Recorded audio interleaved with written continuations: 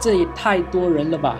怎么大半夜的寺院还这么热闹啊？每年的卫赛节，光明山普觉禅寺都会举办一系列佛教活动，其中最具有代表性的就是三步一拜。参与者会沿着寺院外围的路线进行活动，每走3步就会五体投地礼拜一次。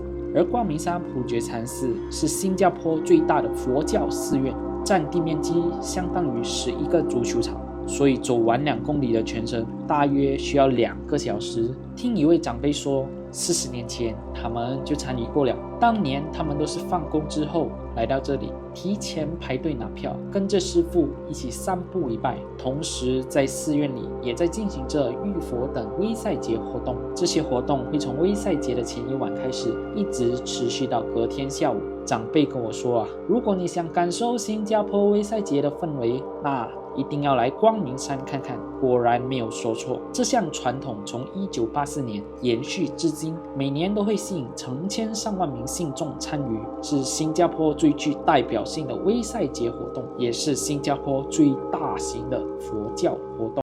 嗨，大家好，我是苏珊啊，祝大家卫赛节快乐！我现在已经从光明山这一站的 MRT 下来了，我们先去吃个早餐。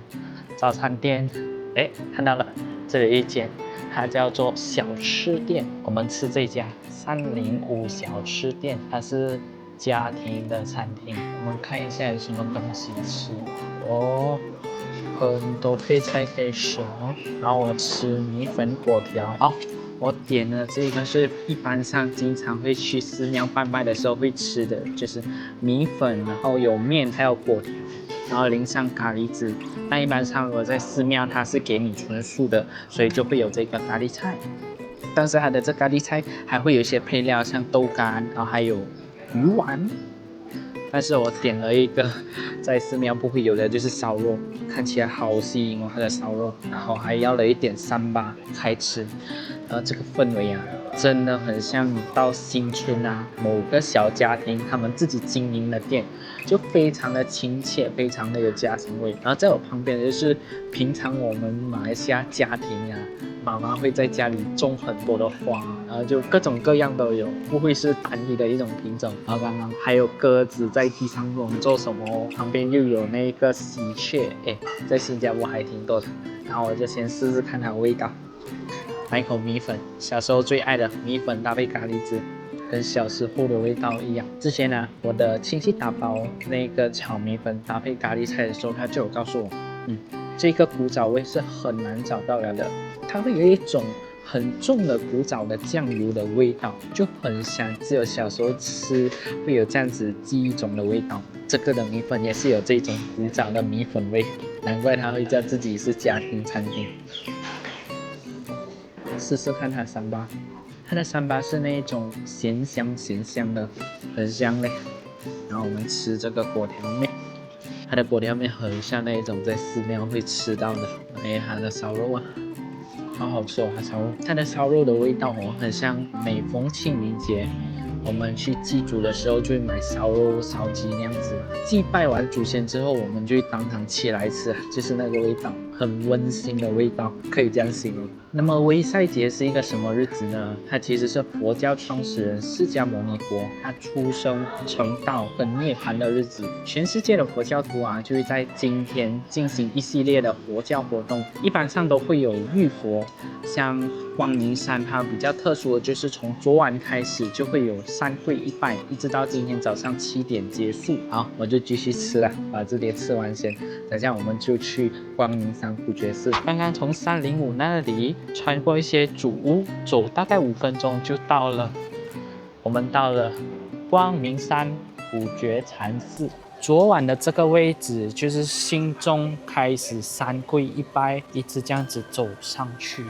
然后现在3跪1拜的活动已经结束了。好，我们就从最右边的这一栋建筑物开始。这座建筑物叫做普安塔。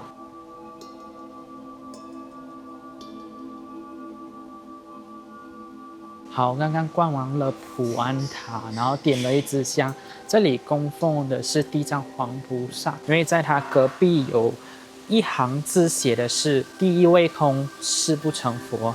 这是地藏王菩萨他立下了誓言。然后在屋顶上也有一大尊地藏王菩萨的金身，很高很漂亮。这里除了供奉地藏王菩萨之外，我还有看到很多仙人的灵位，然后在它的隔壁就是火化场，所以这里就是主要应该就是用来安置仙人的地方。在普安塔的隔壁也有一个叫做普通塔的，刚刚也有看到有很多人过来祭拜他们的先人。接着我们就去到这个普安塔跟普通塔的隔壁，就是这一座万佛宝塔。我们刚刚逛完了普安塔，也逛了普通塔，现在是在万佛宝塔这里。这里有一个堂是叫做净土堂，然后净土堂里面呢是不允许拍摄的，所以我就进去点了个香。里面供奉的是释迦牟尼佛，然后在释迦牟尼佛背后也有很多人，他们的祖先的牌位是安放在那里的。从净土堂这里出来，有好多人啊，然后大家手上都有食物有饮料的，我们去看看到底是什么回事。哦，理解了，原来这里它有一些卖素食的摊位，像冰淇淋啊、面包啊，还有一些盖饭什么的。然后这里还有这个香芋地瓜丸，所以大家就是在这里拜拜了之后，会来这里买一些素食来吃。然后在贩卖食物饮料的隔壁，这里有很多供奉着鲜花的地方，它其实是红传长老的舍利塔。那么红传长老是谁呢？他其实是光明山普觉禅寺的第二任主持，也就是创始人的下一任。他就是将这个地方发扬光大最重大的一个工程。在摊位的隔壁这里有好大一尊观音像，在观音像的底下有一处水池，水池这里啊有很多人供奉着他们的莲花灯。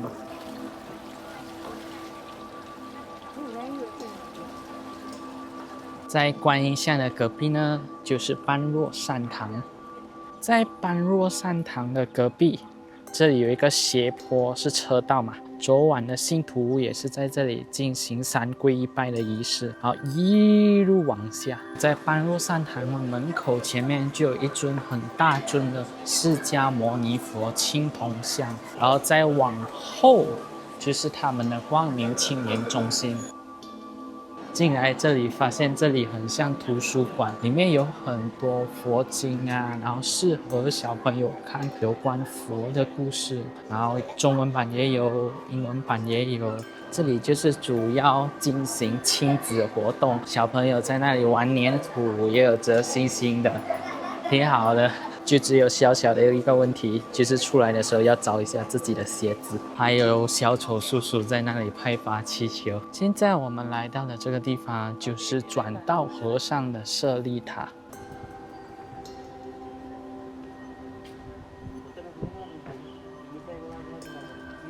那么转道和尚是谁呢？他其实就是创立这里的第一任主持，他是光明山普觉禅寺的创始人。当时为什么他会创立这个地方呢？是因为他来到新加坡传道的时候，他发现没有一个地方是可以让这里的僧侣进行修行的，所以他就买下这个地方，供大家来到这里进行修行。他创立光明山普觉禅寺的时候呢，大概是在1921年的时候。然后这个地方为什么会被称作为光明山呢？其实光明山这个名字是取自于《华严经》，菩萨住的地方就叫做光明山，所以就沿用这个名字。然后这座寺庙就叫做普觉禅寺。然后还有一个额外的趣事啊，就是原本这里的 MRT 站是要叫做新明路的，但是因为这个地方是这里的一个地标，所以政府就决定将这里的 MRT 也称作为光明山站。接着在舍利塔隔壁有一棵大树，大树底下有个雕像，是一个法师。然后这法师是谁呢？这法师其实就是玄奘大师。那么玄奘大师是谁呢？他是我们在看《西游记》的时候里面提到的唐三藏，他的原型人物啦。接着我们来到大雄宝殿这个地方呢，就是一般上所有寺庙他们的大殿啦。然后这里是不可以拍摄的，所以我就进去看看啦。好，参观完了，里面供奉着4尊佛像，分别是释迦牟尼佛、阿难尊者、大迦叶尊者跟弥勒菩萨。接着我们就去它的后面看一看。然后在大雄宝殿的后面供奉着3尊佛像，分别是阿弥陀佛、观世音菩萨还有大势至菩萨。他们3个也被人合称为西方三圣。这里有一个钟，是一个鱼龙的造型，应该是龙生9子，他的9个孩子之一，没有记错的话是叫做螭吻。然后在大殿它的隔壁，这里就有一个钟楼。接着钟楼的后面还有一个地方叫做甘露池，此兰花为真花，娇嫩易损，请勿触碰。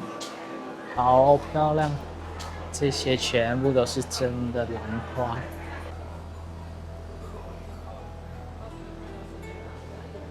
好，逛完了光明殿，里面供奉这3尊缅甸玉的佛像，分别代表的是3尊佛：过去佛、现在佛跟未来佛。我们接着去下一个地点。好，要了一份免费的素面，它是卤面，然后上面有2片素食的烧鹅，我们就试试看。它就是很简单的用卤汁跟这个黄面一起去煮，然后它的面是属于碱水味比较重的面。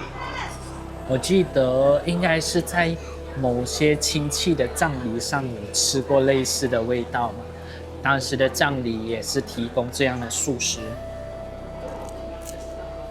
它的烧鹅就是一般上你在新加坡素食档口会吃到的味道，很脆，还挺香的。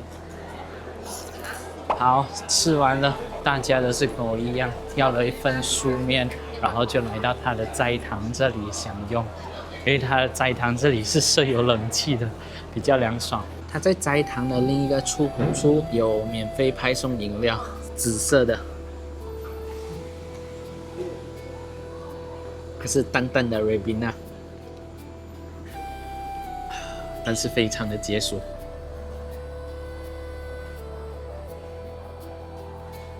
大悲殿它里面也是禁止拍摄跟录影的，然后在大悲殿的前面有正在进行浴佛的活动，他们就是会从水池那里盛一勺水，然后淋在佛像上面。昨晚3会拜最终到的地点就是这里，大悲殿的前面，然后这里有一个水池，就是会喷洒水出来，让他们进行最后的一拜之后就结束了整个行程。然后在光明山普觉禅寺这里呢，也有设立新加坡的佛学院。好啦，本期的内容就到这里啦，我是苏珊，我们下期见。